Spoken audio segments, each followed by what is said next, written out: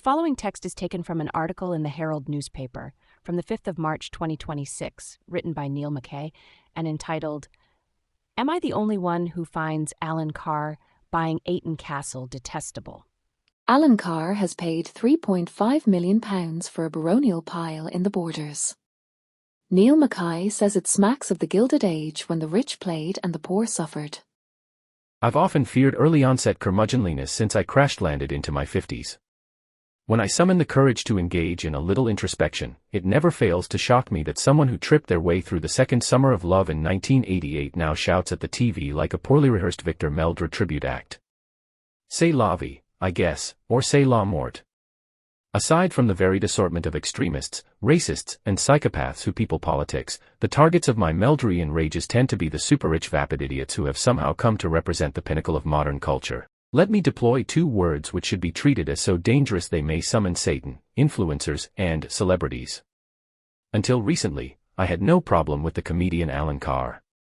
His humor isn't for me. I'm not a fan of that Mr. Saturday Night Showbiz shtick.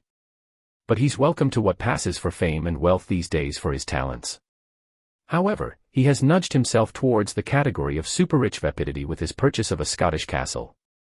Unlike my curmudgeonliness, I've no fear of yielding to my class war instincts. When I first heard of Carr buying up a swathe of Scotland, I felt an immediate spike of discomfort verging on antagonism. The more I've read about this venture, the more unpleasant it seems.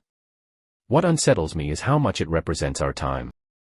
Given celebrities consider every aspect of their lives shamelessly marketable, Carr has entered into a deal with Disney Plus worth 7 figures, i.e. millions, to film him renovating the place.